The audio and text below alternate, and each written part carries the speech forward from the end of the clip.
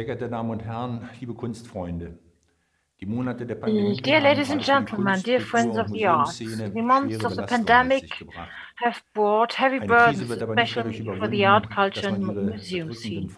However, a crisis is not overcome by lamenting its depressing consequences. Experiencing culture is one of the person's characteristic needs. Art reflects the essence of every person who engages with it, and by no means only the artist. That is why it is remarkable what museums in our country have come up with to make these experiences possible even under corona conditions. Art can also be experienced digitally in many different ways. The Kunstmuseum Moritzburg wants to be a pioneer in this field, and its new setting new standards with a special exhibition, Le Bohème, Henri de Toulouse-Lautrec, and the Masters of Montmartre. It is therefore not surprising that the Federal Culture Foundation has funded the Moritzburg project from the Dive-In program. It is an important goal to sustainably support innovative ideas and digital exchange. It is very likely that in these ways, even entirely new audiences can be opened up and become permanently interested in museums. I would like to take this opportunity to thank our representation in Brussels for repeatedly offering itself as a mediator of cultural dialogue, and with this event providing a podium for making the digital presentation of art known and attractive. A new variant of museum and culture work is indeed being opened up here, which will also hold its own in the post-pandemic era, which is now beginning. I'm very curious about the experiences that will be made and wish the event and the special exhibition great interest. Wait, yours, Rainer Hofer. Ladies and gentlemen, I want to welcome you to our virtual event on Museum in Times of Corona Toulouse-Lautrec, which we are holding jointly with the Kunstmuseum Moritzburg in Halle. As Minister of State Hober has already pointed out, it's remarkable what the museums in the country and in Europe have put together digitally over the past year and how they have dealt with the challenges during the pandemic. There are many things we could hardly have imagined just over a year ago. These are precisely the aspects we want to shed light on. I'm pleased to have been able to win Mr. Alexandre Chevalier for the moderation. Mr. Chevalier is the chairman of the International Council of Museums Belgium for Wallonia and Brussels, and therefore knows the Belgian museum landscape very well. During the first part of the event, we will focus on the digital approaches of the Kunstmuseum Moritzburg in Halle, an der Saale, and the project Trabant Digital will be presented. For this, we will be joined by the director of the museum, Thomas Bauer-Friedrich, the head of collection, Anke Dornbach, and the art mediator, Bettina Rost. The second part will deal with the artist Henri de Toulouse-Lautrec and other masters from Montmartre. The special exhibition of the Kunstmuseum Moritzburg created for this purpose was possible thanks to loans from the Musée in Brussels. I'm therefore particularly pleased that Mrs. Leblanc, director of the Musée is visiting us today at the Landesvertretung, and together with Mr. Bauer-Friedrich will be able to answer questions about the cooperation between the museums and the exhibition. The special exhibition in Moritzburg was fortunately allowed to open its door to the public again on 27th of May. So if our event today has whetted your appetite for more, make your way to see the artworks in person. And we, as the staff of the representation in Brussels, hope to welcome you back in person very soon. One last note to today's event. You can actively participate in both parts of the event by submitting your questions and comments via the Slido chat box. We will try to take up as many of your questions as possible in the discussion in the time available. And herewith I hand over to Mr. Alexandre Chevalier, who is also our guest at the Landesvertretung, and wish you a pleasant and entertaining evening. Thank you very much. Thank you, Mrs. Janssen, dear colleague, dear public. As said by Mrs. Johansen, the sudden closure of all cultural activities all over the world in spring 2020 due to the pandemic of SARS-CoV-2 forced museums to choose between two options: to stay closed and silent, or to try to remain open in some ways and to reach out to their public and surrounding communities. And in fact, conscious of their social role, most of museums across the world developed digital initiatives to stay in contact with the communities they serve, each at their own level of technical skills and financial possibilities. Some countries allowed museums to reopen in summer 2020 under strict rules, but forced them to close again in fall. And since then, some countries or regions allowed museums to reopen whilst others remain still closed nowadays. So a very diverse panorama of what museums could do and did effectively and what they can actually do or not.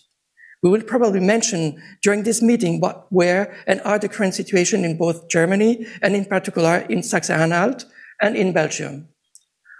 Of course, and as stated by the state minister, this switch to digital activities allows to reach out to new publics and communities, but it also brings its share of issues. To name a few, what about the digital illiteracy and the digital divide? What about the technical skills to produce museum digital activities and exhibitions? What about the legal questions on copyrights and intellectual property, royalties linked to the exhibition of artworks of living artists? What about the new ways for mediators to link visitors behind a screen with a virtual image of a physical object? And last but not least, is the link to a physical object still necessary for both museum and visitors? And in case of a positive answer, how to square the circle with the all digital activities in museums? Some of these questions will be presented and discussed today through the different presentation of the first part with the initiatives Closed but Open by Thomas Bauer-Friedrich and the project Trabant Digital by Bettina Rost. And during the second part, both Claire Leblanc and Thomas Bauer-Friedrich will explain how to set up an exhibition and a collaboration during COVID-19 times. With these words, I'm handing over to the Kunstmuseum Moritzburg Halle to talk about their specific experience during the pandemic. Mrs. Anke Dornbach, the floor is yours. Ich darf Sie herzlich willkommen heißen im Kunstmuseum Moritzburg Halle, Saale und ja, teilweise auch vor Ihren Bildschirmen. Frau Johansen hat es gerade schon gesagt, seit dem 27. Mai dürfen wir wieder unser Haus öffnen, Besucherinnen und Besucher empfangen. Herr Bauer-Friedrich für das internationale. Since the 27th of May, we are open now. Maybe you can also explain how we living this. So when we come back to the first phase, we had in March last year the opening of the first special exhibition in March 2020.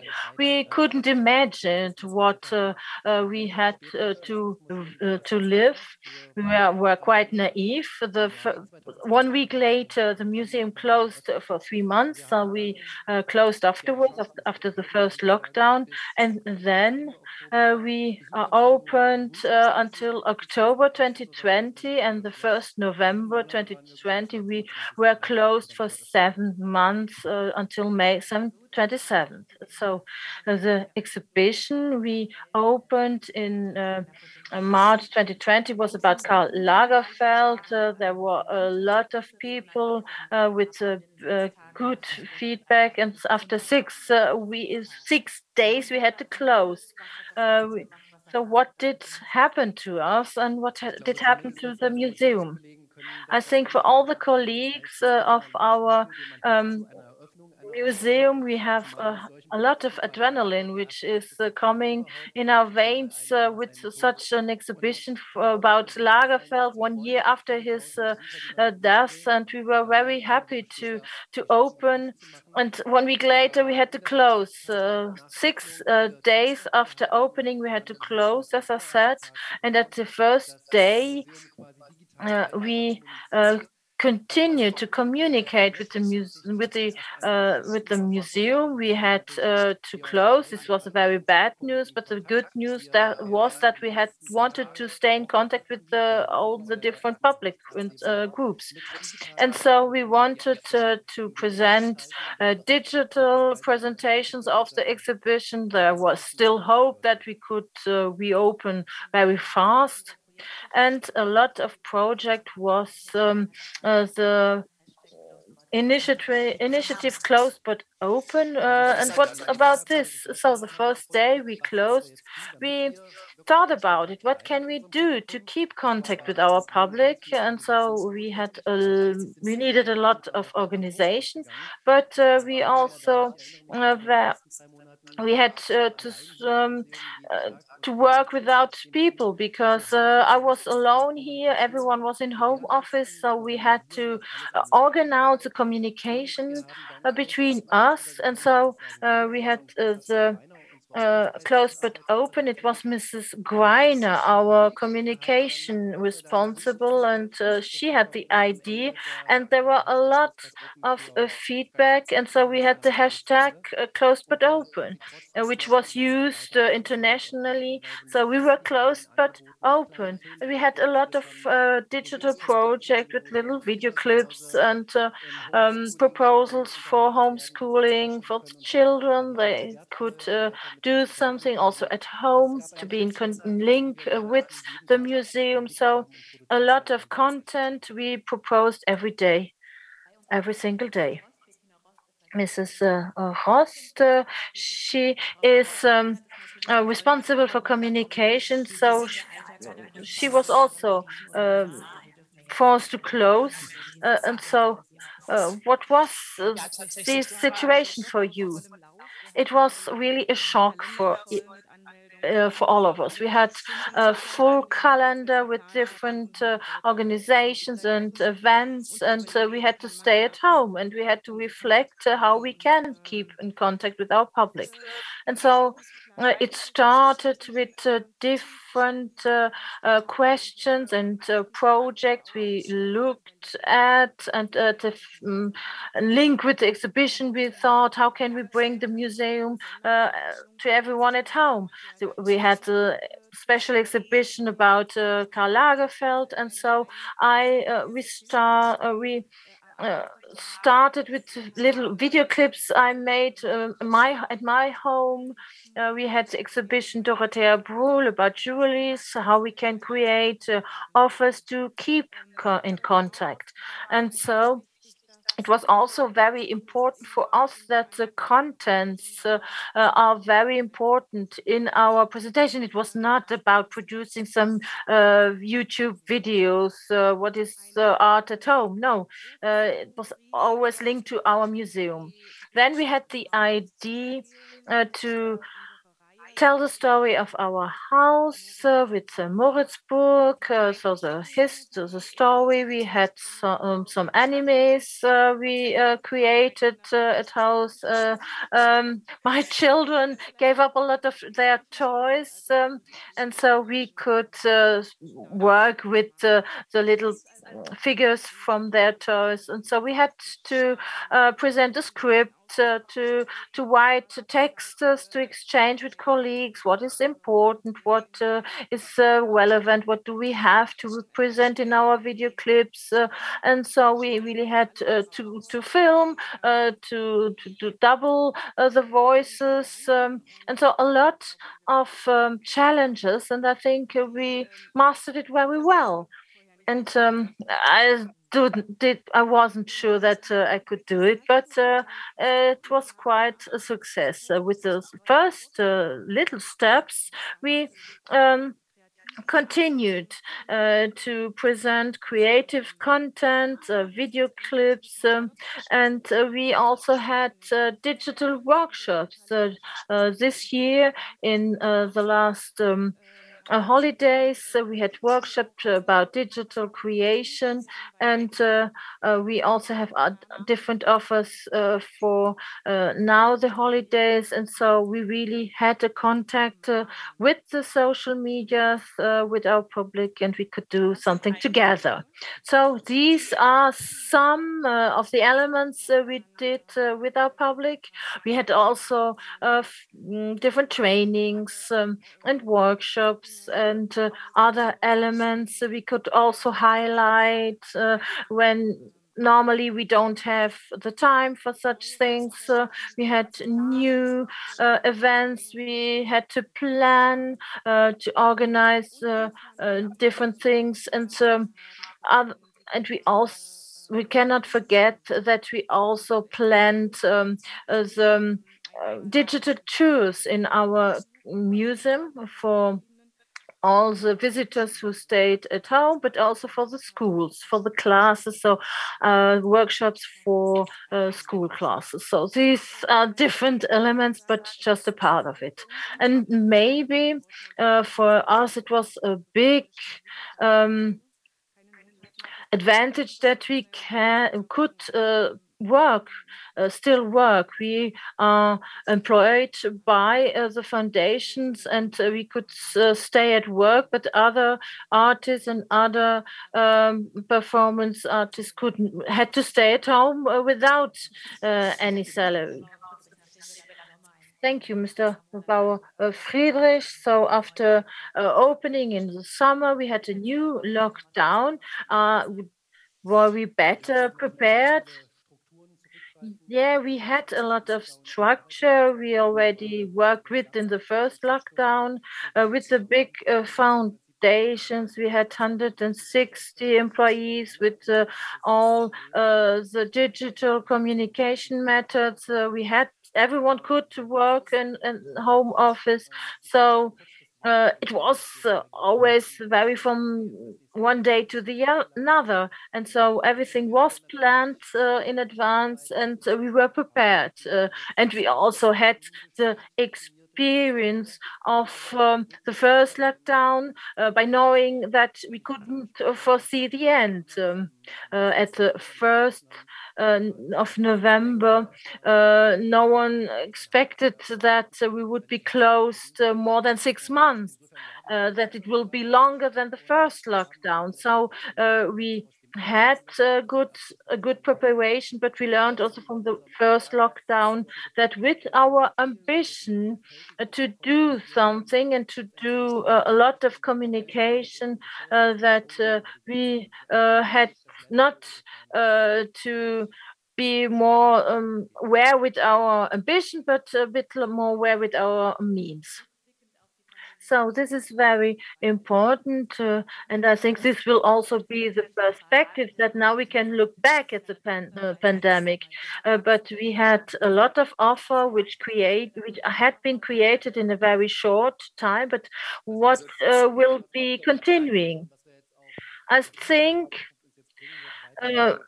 independently from our future, I think that we will continue to plan with the digital world. So the digital element will stay in our work, in our day-to-day work. So this will say we have the whole presentation of our collection has now been digitalized. The whole visitors can prepare themselves, can be informed at the beginning before coming to the museum what we have. They can already have a look into the collection. So this is something we will keep. We presented a block of communication to exchange the knowledge we have, to present our knowledge to the public. So we have our blog, and I think we give a lot of information, a lot of attractive information with a lot of pictures and photographs.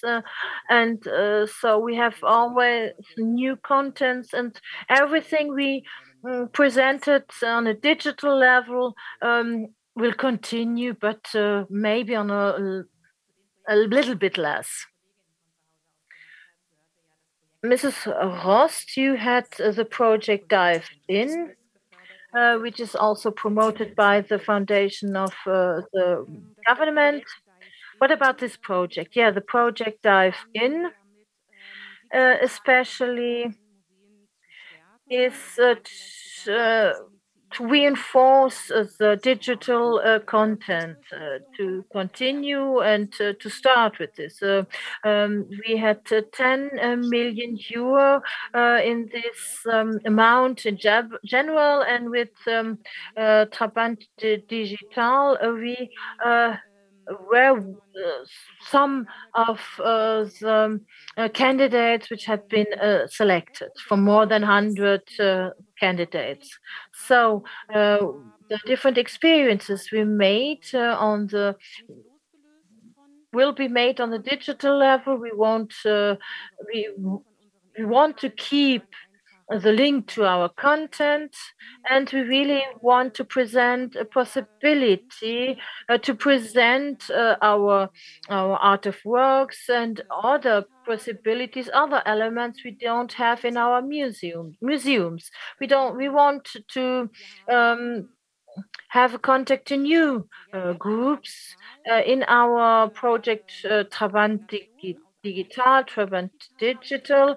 We have a combination of stations of an exchange of knowledge in physical form, but also in digital form. And we want also to give the presentation to people who are not very keen to go onto the digital level.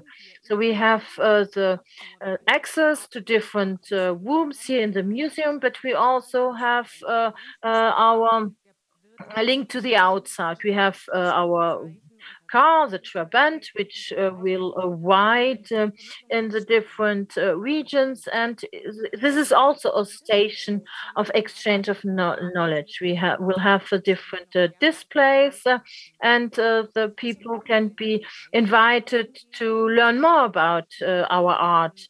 And so we also want to go outside of our town, of our city, and we really want to present the different elements to our guests. We want to speak, to discuss with the different guests and with different publics. Then we have a third room, the drive-in. So for the moment, it's quite naked. Maybe it's different in 1 year.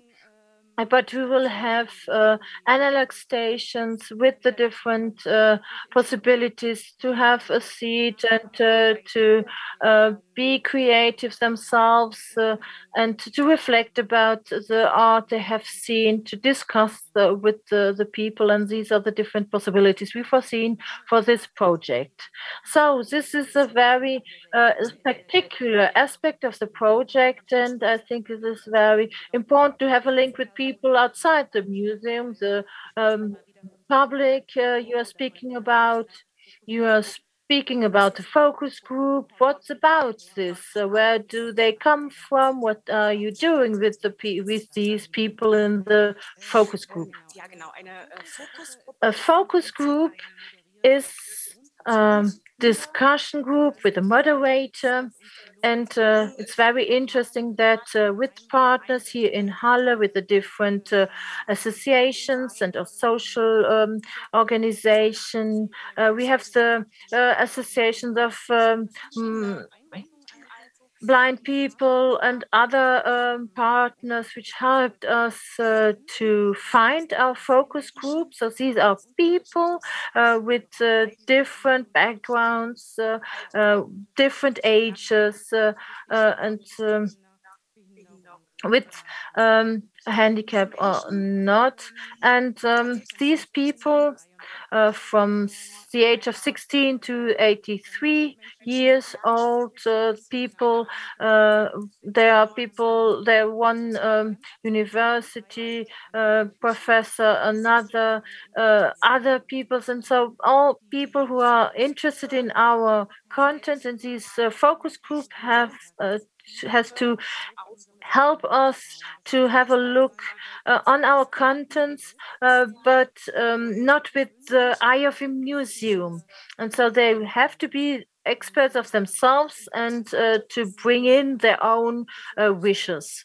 And the very interesting element of the focus group is it's not so different from the different people. So maybe a 16-year girl wants to party, and a 60-year-old woman wants to have a discussion with us. So we can moderate it, and we have to moderate it. But it's very interesting that when they are visiting the museum, that they have different but also the same needs and the same wishes. We have big boards everywhere where they have questions, where they can give the answers to these questions. And so we presented a big catalog of questions and answers. And now, together with our partners, we want to work on this project. So this is very interesting, and it's a very open process, and it's a very open approach. And it's a process that we don't know today what will be the result at the end, where we are going. Yeah.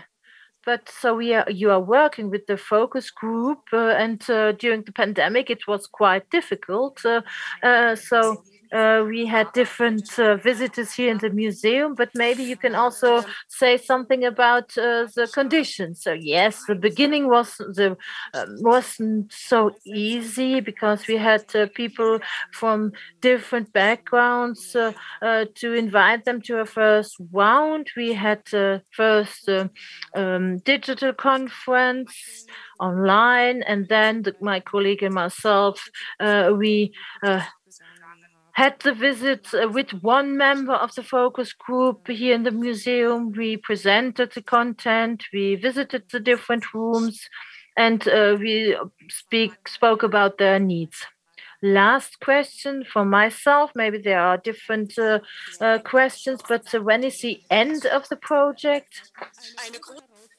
One big challenge. We want to close the project till the end of the week, but I think that the federal foundation has already initiated a next round until 22. So maybe we'll have a little bit more time, but I'm not sure about that at all. Yes, thank you very much. So normally we would have to close at the end of this year. So the closure due to the pandemic, what did it bring also something positive? I think it's a rhetorical question. Mr. Robra said that we don't have to complain, but I think no one really complained about the circumstances from the first minute. We really had to do everything we could, and we are very flexible. We had to show that we have to be very creative with these pandemic circumstances, and we had to learn about our new means of communications. At the beginning, it was maybe difficult to have so many video conferences, and now everyone is really keen of the digital video conferences, so and meetings, and so.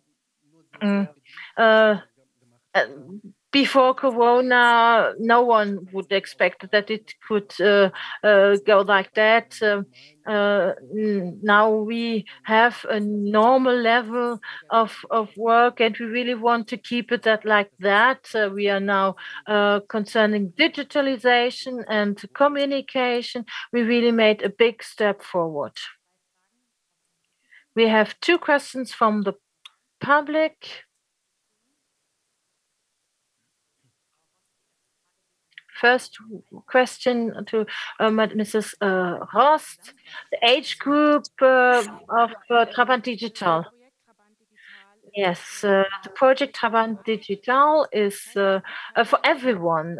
So we don't have a focus on one special group. It's just to everyone. And yeah, everyone. So visitors and non-visitors. Second question to Mr. Bauer-Friedrich. Did you had an exchange with other European museums concerning the digital experience? Yes, we had an exchange with other museums. We looked what the colleagues were doing, and we really had experiences and discussions what we can do. We also participated in different digital meetings. We participated in different conferences, and we reported about our work, our experience with the digital world. And so we had phone calls, digital meetings, or even public conferences and seminars, and there were a lot of everything. There are no other questions I have to ask. Thank you.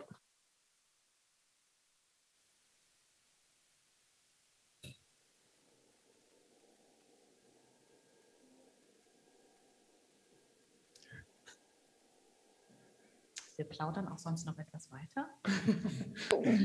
Wenn wir Zeit ausbrüsten. We will continue our discussion. It's okay. Thank you, Moritzburg, for your presentation and answers. What you said and described mirrors absolutely what happened in other museums in Europe. Same issues, same questions, but of course different solutions adapted to your own public. Before moving on to the second part of this presentation, this conference tonight, we will watch a short video of the exhibition in Moritzburg.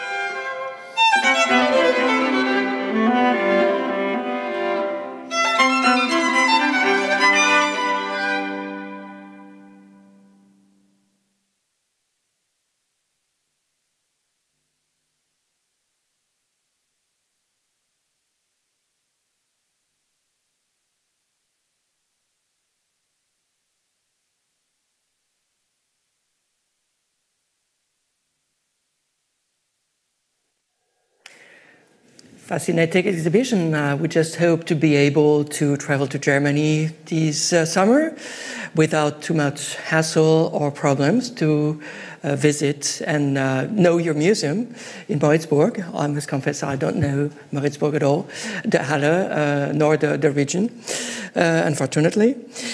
So we're here tonight together. I'm here tonight together with Claire Leblanc, director of Kunstmuseum here in Brussels, and with Thomas Bauer-Friedrich, you just heard, director of the Moritzburg Museum. So just to start this little chat session, the Musée d'Ixelles or Ixelles Museum is now closed for 3 years for major renovation and extension works. In order to stay alive and be present to your public and local communities, how did you do, Claire Leblanc? How did you set up different action to stay in touch with your public, basically? What did you do all now for almost 3 years? Yes, it's a long closing period. So we are already 3 years closed, and we think to be closed now again 3 years, more 3 years. So it's very, very long. And we have to stay in touch with the public in the local area, but also in the wider space. So we think that the closure is an opportunity to bring the collection into life in different ways. We have developed a very dynamic outside the wall program, exhibition, with Moritzburg, project in Brussels with schools, with neighbors. We integrate works of our collection in the homes of local residents, for example, and a very active web communication. We also have a less visible activity within our walls. The work with the building, the digitalization of the collection. It was the opportunity to finally begin this work. We never had time for that before the closure. And the strategic reflection on the new museum. So, in fact, it's a double job period, much more intense as usual. But did the SARS-CoV-2 pandemic and the several museum closures we experimented here in Belgium and total lockdown affected you in some ways, or in your relationship with the neighbors, for instance? Yes, the museum was already closed when the epidemic arrived, and we didn't have to suffer the problems of sudden closures and reopenings with the conditions, but we also had the problem of reprogrammation with the loans, for example. So it was a really hellish puzzle. We also feel the collateral effects on the financial level. Partnerships will be more difficult to build now and later in this context of economic crisis. And we have also benefited from an incredible acceleration in thinking about the future of the museum in general.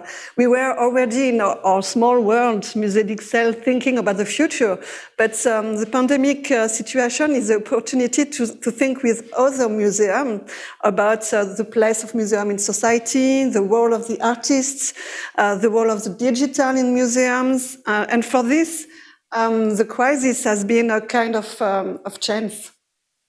Would you say that the fact that you had already set up and further planned out of the walls activities and exhibitions given you some advantage comparing with other museums? Was it business as usual or not?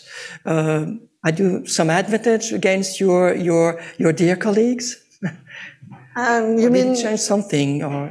I think I don't understand quite precisely your question. Well, basically, you for 3 years you've been closed, so you had to figure out some way to stay in contact with your public. Yes. Museums had to think in 2 or 3 weeks after the first closure to say, oh my gosh, how I'm going to stay in contact with my public. So, but you were doing that almost for 3 years. We were already, we had built some experiences, so we were already a good trend about a link in digital forms. But, you know, in Musée d'Ixelles, we have the chance to live with a museum at a good human scale. And for us, the digital, our digital politic is really measured. We made the choice of on a very slow digital axis on purpose. So yes, we do our utmost to work on the relationship with the visitors, so the local visitors, our neighbors, for example, the children in the local areas, because we are thinking that the first visitor of tomorrow begin here with us around the physical museum and the physical collection. This is why we are sharing a lot of collection physically. The collection are to see in Brussels, in Belgium, but also on an international scales. We made the focus on the real relationship with the art collection. But did you increase your digital activities? Yes, with the communication on the Facebook and Instagram, YouTube, and so everything like that. But we are a small team, and this is asking a lot of impulse, a lot of technical support and human support. So we have to think the balance between what we can do and good very well, and what we prefer not to experience if it's a problem to do it well. Thomas Bauer-Friedrich, how did you learn that artworks from the Museum of Ixelles were available? I mean, former contacts with the museum, or have you been spammed by the Museum Ixelles proposing their exhibitions all over Europe, or how did it happen?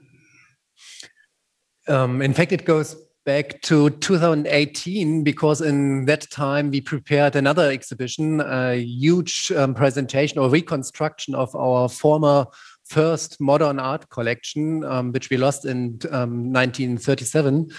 And in 2019, because of the centenary of the Bauhaus School, we created a huge project to loan from all over the world as much as possible artworks that once belonged to us. And in that I came in contact with an institute here in Germany, the Institute of Cultural Exchange, Institut für Kulturaustausch in Tübingen, to get another loan for that project. And yeah, we discussed several other aspects, and then I learned about the Bohème exhibition, and I thought that would be a great chance to present the collection here in our museum, because in the last 5-6 years, we did a lot of projects with French art and culture. In 2016, we presented the modern art about 1900, from Cézanne to Matisse, for instance, from a Swiss private collection. Or in 2017, we presented the first international presentation of both expressionist artists, Georges Rouault and Alexei von Jawlensky. And then it was a good chance to present another French art project with the collection from the Musée d'Ixelles. And the last years we planned and we prepared everything, and everything was fixed for last year, for 2020. And then we couldn't realize the project as planned, but thanks to Brussels that we could postpone it and that we can present it now. You're explaining that you have been exhibiting for several years now art from the late 19th century, early 20th century. Is it a specific, does it fit with your own collections, or what kind of fund do you have by yourself in Moritzburg? Yes, we have a very huge collection, more than 250,000 objects, but and they reach from the old antiquity time and antique times to the present. But the heart of our collection are fine applied artworks from the 20th century. So the modern art is our key collection. And so the French art from the late 19th century and the early 20th century, which was the inspiration for the German expressionists, for instance. So that was a link I tried to establish with the earlier projects.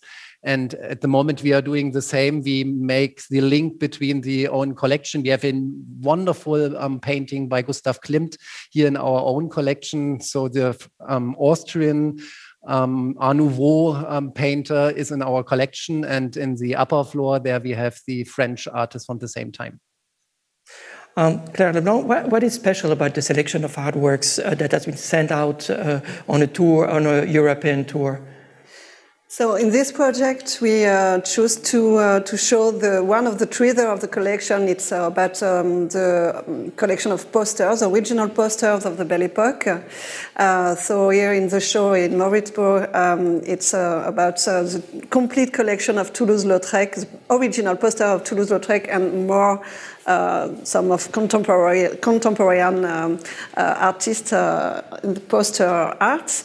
But we have also other projects in Europe, and we have, for example, with our collection of Belgian art, we have an exhibition making a tour in Europe about the panorama of Belgian art from symbolism or impressionism to surrealism or abstraction. So we try really, for us, it's important to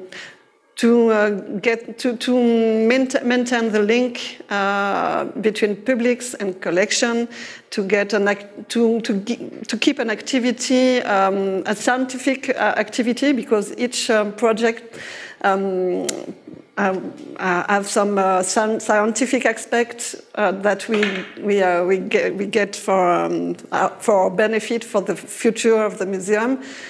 So this is our point of strategic view for this period. You were telling me, Claire Leblanc, that this exhibition, in fact, has never been exhibited in Brussels itself. No, not this way. Because it's part of a collection. So of course, when we come to the Musée d'Ixelles, you have a special space for Toulouse-Lautrec or for some other posters. But as a show, like here, no, we never create this on this way. So you're very lucky in Moritzburg. We should go to Moritzburg, definitely. So. I think I have to come to visit you. Yeah, sure. To both of you, did the pandemic make the elaboration of the exhibition more complicated, or was it just business as usual with its trick? For me, what's not so complicated, because the show exists this way, for this show. But otherwise, as I said earlier, the exhibition, I think, were very complicated to create because of the reprogrammation, because of the transport problem, because of the lacking of staff in the museums. It was really complicated. Now I think it's getting better.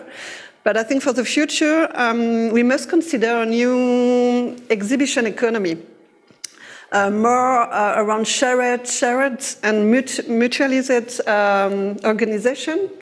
I think it's important between museums to share the project. It's interesting, and also I think, and for the Musée d'Ixelles, we will really have an intention about more local access also. We were always asking for original projects, international projects, but we have to balance for the future this kind of acts with a more local approach also. From your side, Thomas Bauer-Friedrich, was it the same as usual or more complicated to deal with the borders, closed borders?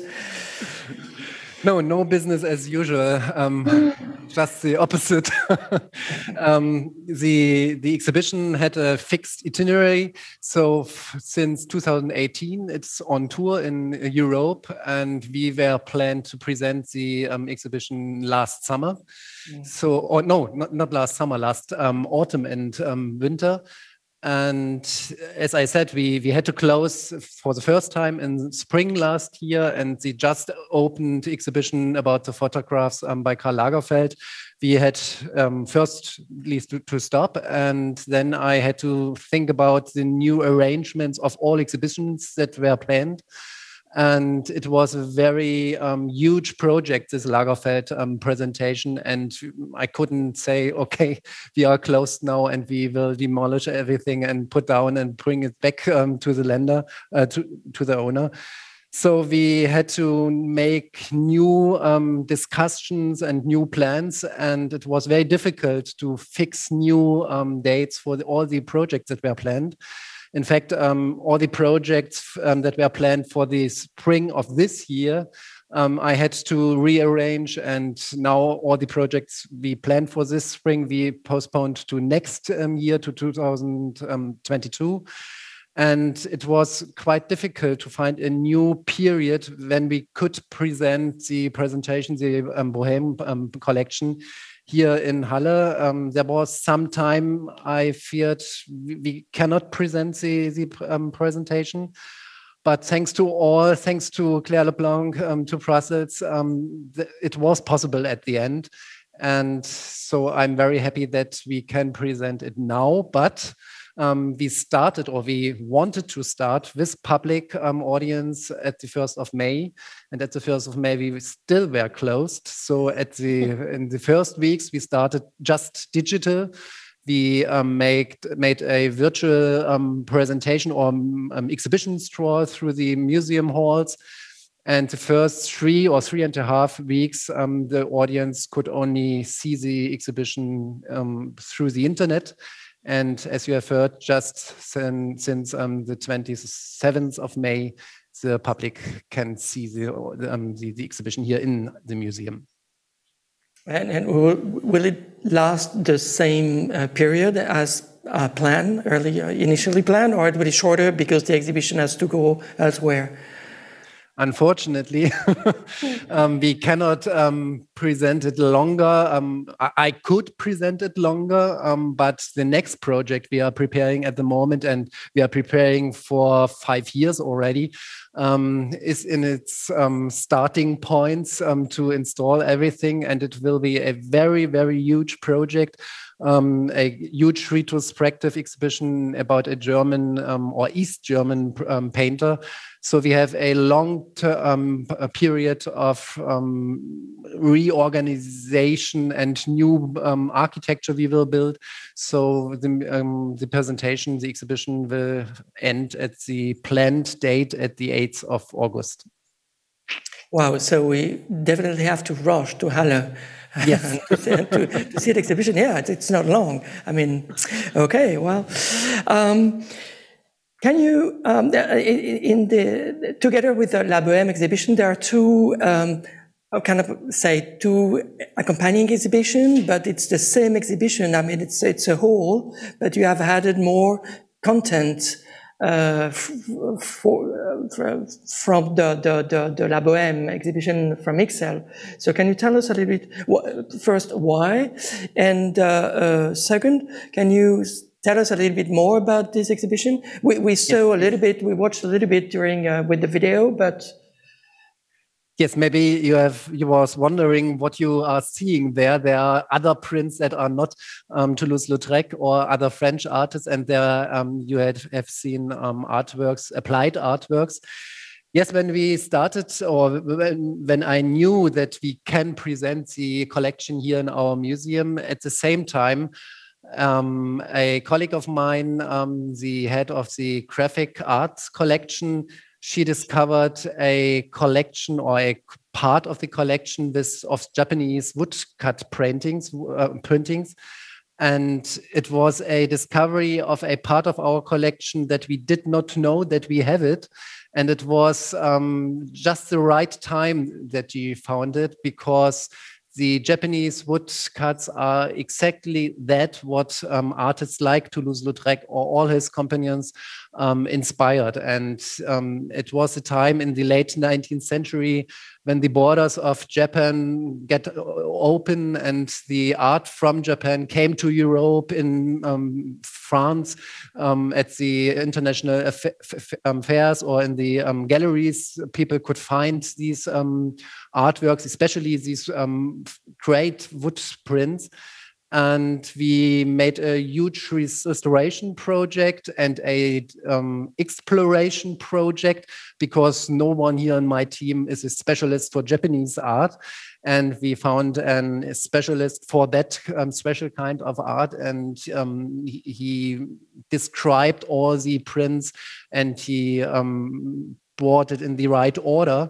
So the good situation now for our audience is when they come to the museum, they can, on the one hand, find the collection or the presentation of the Japanese wood prints, and they can see with their own eyes what was the huge inspiration for the French modern artists. And then there's another part of our collection. We have the profile of the Moritzburg Art Museum is on the one hand, the fine arts, and on the other hand, the applied arts. And we have a very, very special and fine collection of applied art objects. And we got in the last 2-3 years a huge donation from a private collector. And we present now a very small selection of these donation of more than 300 objects, and especially of objects from the École de Nancy. And so we can present marvelous glasses, vases by Gallet, by the Dom Frère. And it is a very special presentation in that kind, that in this part, the audience can see what the German artists or the European artists at that time did with the inspiration from Japan. On the one hand, we have the Bohème collection with the graphic arts, with the posters, and you can see there how they dealt with all the inspirations and the influences. And on the other hand, you can see what the applied artists did. Okay, so definitely, Clara Leblanc, you should just ask some pieces from Moritzburg on loan for your next exhibition to put in perspective what you have. Yeah, well, I don't know get the whole exhibition. That's what she was saying. It's co-creation of an exhibition. Now that your cooperation has started. Speaking of that, what are you going to do after the reopening of the Musée d'Ixelles, Leblanc? What can your visitor expect? Some new spaces, because the works are about a part of renovation, but also about enlargements. So we have new spaces now for the reopening, with a cafe, restaurant, with a shop, with educational rooms and things like that. A second garden, it's very important for us. A new garden also. But we have also an enormous part of the works about technical issues, energy issues. So it's not so sexy to see, but it's so important for us for the future of the museum, and this is why it's taking such a long time to make the works. But for the moment, we are thinking the future of the museum, and in this purpose, we are asking with the public what they are expecting. We have time to ask them, so we have a huge campaign, a survey campaign, but also with meetings with the public all year long. And we are very surprised that, in fact, the public are telling us, please don't change so much. Please don't go with all the digital things. Please stay with human touch in the museum. So it's a very interesting period for us to see what's happening in the worldwide context. And for us, and we think we will find the balance to have a new museum ready for restart with real contemporary issues, but also to preserve the DNA of the museum. Will you continue part of your out of the world activities? I mean, providing that are you getting the funds from from the municipality to run them, or are you going to drop them? You don't know yet. No. We don't know so quite clearly now, but we're in this strategic issue. We have to rethink also the way of we are doing with the financial way of doing. So we are getting now new perspectives, new challenges. So we were just now at the cross of the roads, and I think we all hope that we don't we'll have a second pandemic, or I don't know, attacks, or I don't know whatever. But we try to find a new balance. You were referring to a survey you did and meeting with publics or visitors. Did they express the will, the wish for these out-of-the-world activities to be prolonged, to be continued, or? Yes, they ask the way of to go outside the walls, outside the museum. It was a surprise for the visitors because we are very generous. We really put the works out of the walls, and we go to the houses with the artworks. Of course, we build something very, very attractive for the public with that. But we will maintain some of the projects outside the walls, but more for the excluded public or the public who cannot come to the museum. So we are now thinking about this kind of project, not for the public which can come to us, but to the excluded public, otherwise like the old people in the home, in the specific earth, like hospitals, like any kind of situation which in the public cannot come to us. Okay. Thomas Barfriedrich, you already told us a little bit about the exhibition that we follow. Can you tell us a little bit more without, of course, disclosing the whole exhibition? Otherwise, it won't be a surprise for us. But yes, of course, and you're all invited to come to Halle in the autumn and in the winter, because it's a very special project and a very ambitious project. It's about the East German artist Willy Sitte. Willy Sitte, he came to Halle in 1947 and he died here in 2013. So the most time of his life, he lived and worked here in Halle. And in the former GDR, he was one of the most famous exponents or people here in our country for the official part of the real socialistic art. And the last huge or comprehensive exhibition about his work was in GDR times in 1986 for his 65th birthday. And up from that time, there was no overview exhibition because of his collaboration with the system. He was a very high-ranked politician in the GDR system. And that was the reason why no one tried to make a new exhibition after the change, the political change in 1990. And because we have a huge collection of his works in our own collection, because he was living here in Halle, and because there already had been two major exhibitions in our museum in 71 and 81, I decided we will try it and we will do it. We will present on 1,500 square meters a huge presentation of his whole work.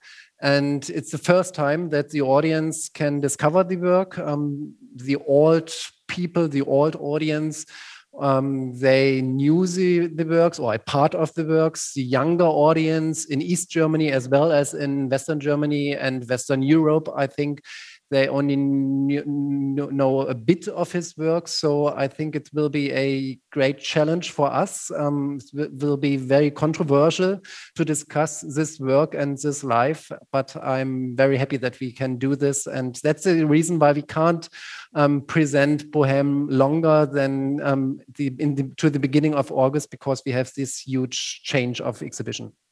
Okay, thank you. Let's check if we do have questions from the chat. I'm seeing there are 2 questions. So a question to you, Thomas Bauer-Friedrich. Will you continue to do virtual tours after the pandemic? Sorry, can you say it again? Will you continue to do virtual tours after, well, no, you're reopened, but will you continue to do these virtual tours, or will you stop now that you're open? No. As I said, we started with these virtual tours, and we use these tours, or our audience uses these tours to get a first inspiration and an idea of the museum. What is Moritzburg Art Museum? So it's kind of advertising of image work for our museum, and we will do this also in the next months, years. It is a part of the DNA of the museum now. Or is it more as a preparation for the visit or as a post-visit? As well, preparation and for the post-visit, and as well for the guided tours, because at the moment, in 2 weeks, we start with real tours through the museum again. Also, everything stopped during the last months, and the Bohème presentation, we will start in 2 weeks with real tours in the museum and tours through the own collection. Through this presentation, we will do by digital tours again. We do have second questions.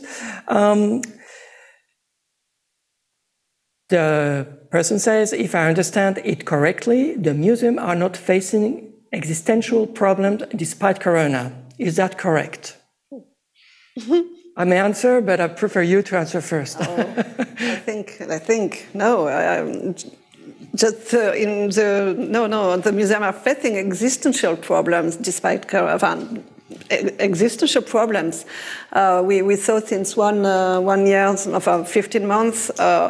How many questions are coming in the institutions, for the public, for the artists. So I think we are now busy to rethink the museum of the future on a very large scale. I think that the time of the museum as temple of the science, as temple of the knowledge is over. But we have to build the way of doing another status for the museum. So we are experimenting here in Moritzburg, in Brussels. We are making some projects that, in fact, are experimenting the new way of being with the public, the new way of being with the artworks, so that the museum is not a temple anymore. Thomas Bauer-Friedrich, what's your thought about this existential problem? What we will do at the moment, or what we are doing in the moment and will do in the future, is that we have to adapt the exhibitions, for instance, to the new situations of a visit to a museum, because of this or regarding distances of presentation of architecture we are building for the temporary exhibitions.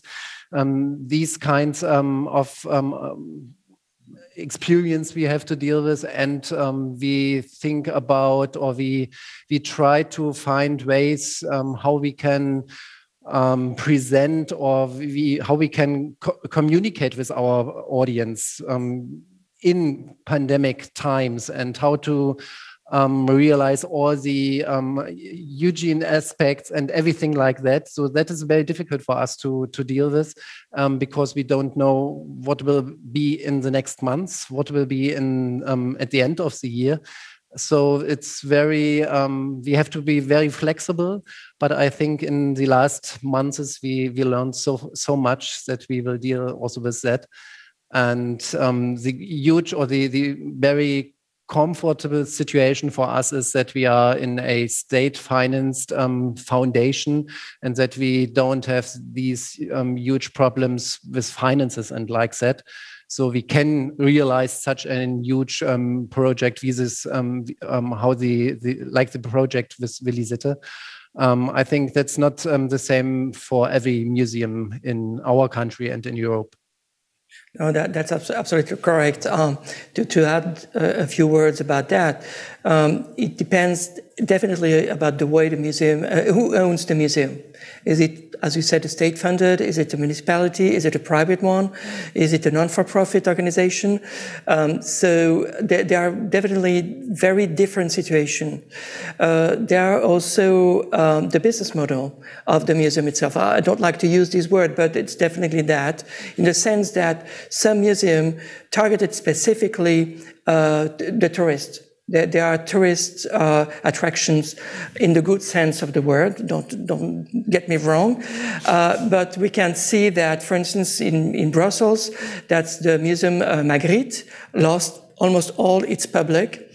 The Musée in Bruges, in the north, they lost 80% of their visitors because most of their visitors were tourists coming, visiting, and in the opposite way, some very local museum got more public, more visitors, and different kind of public.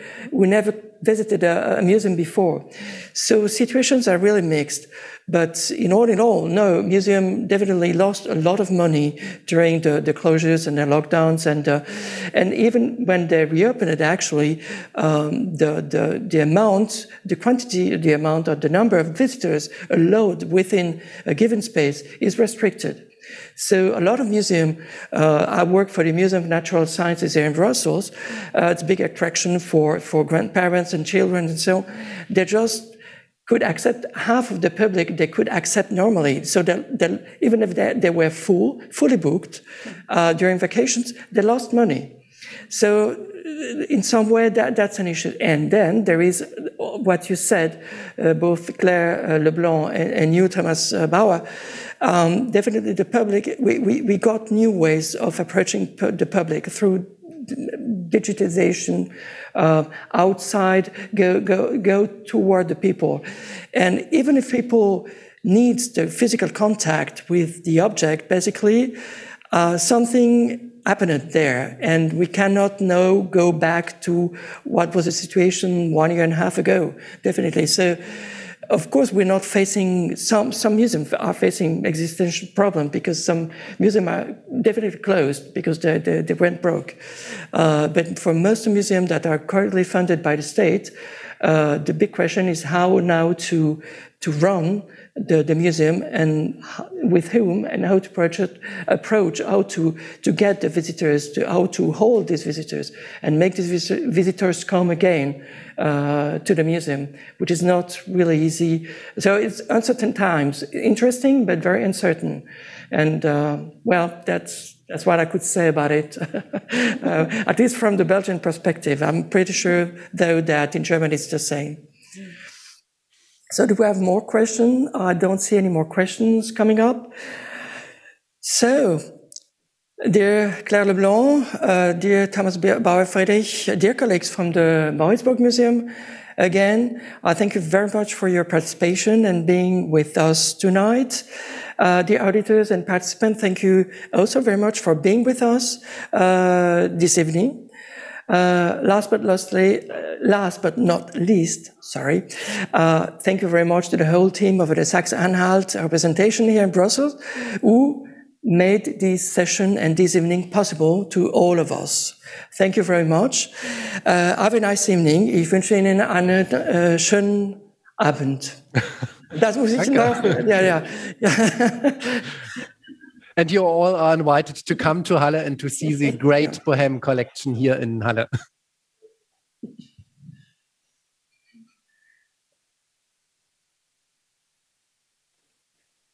Sind wir jetzt off?